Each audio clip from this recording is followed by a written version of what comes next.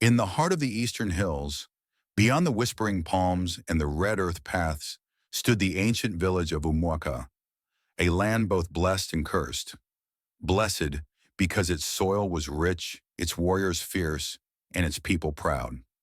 Cursed because every coronation, every new king, began not with songs or drums, but with the cry of dying first sons. They called it Omu Nwambu, the offering of the first sons. The elders said the gods demanded it, that for the crown to hold, the first sons of the land had to open the way, their blood sealing the bond between king and ancestors. And so for centuries, whenever a new ruler was crowned, families wept as their eldest sons were taken at dawn, their names carved into stone, and their blood buried beneath the royal stool. No one dared to question it, until the year of Prince Arinze, son of King Obianuju, heir to the throne of Umuaka. Prince Arinze was born on a night of thunder and rain.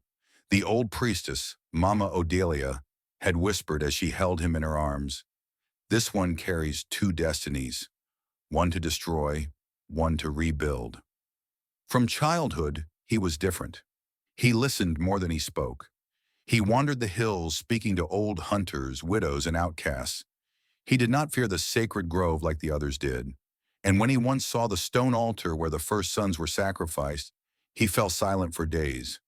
His mother, Queen Nena, found him there one evening, staring at the ground. "Why do they kill them, Mama?" he asked softly. "Because that is the way of our people," she answered carefully. "Then our people have chosen wrong," he said.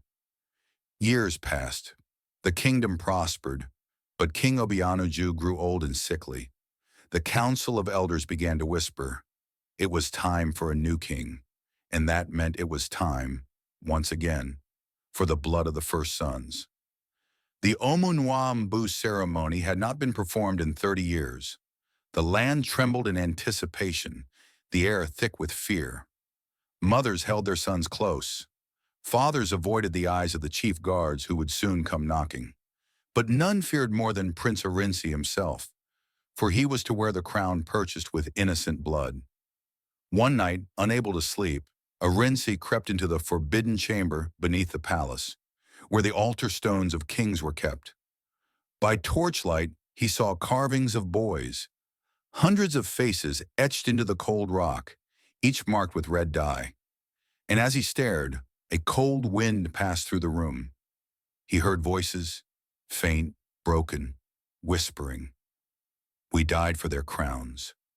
We died for their pride." Arinze dropped his torch and fell to his knees. "What do you want from me?" he whispered.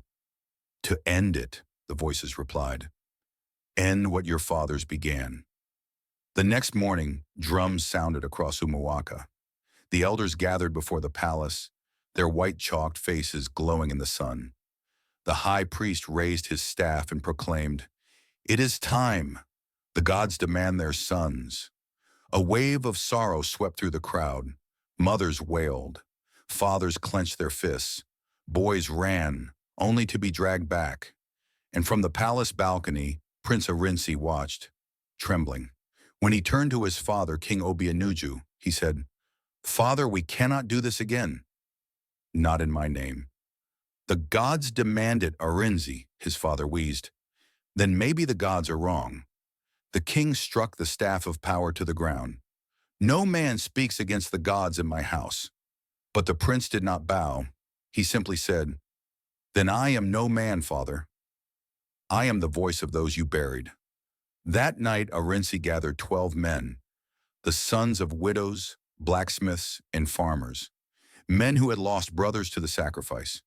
Together they crept into the sacred grove and destroyed the altar of Omunwambu, breaking the ancient stones and scattering the ashes of blood. By dawn, the entire village was in uproar. The high priest called it blasphemy. The elders demanded the prince's arrest. But the people, the mothers, the farmers, the weavers, began to murmur. For the first time, they saw hope in the face of rebellion. That evening, as lightning cracked over the hills, the old priestess, Mama Odalia, came to the palace, her face pale with dread. The ancestors are restless, she said. Then let them be, the prince replied. They fed on our fear for too long.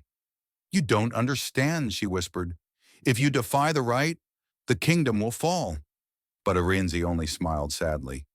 If a kingdom needs blood to stand, it does not deserve to. That night, thunder struck the palace roof. A storm like none before tore through Umuaka. Huts fell. Trees burned.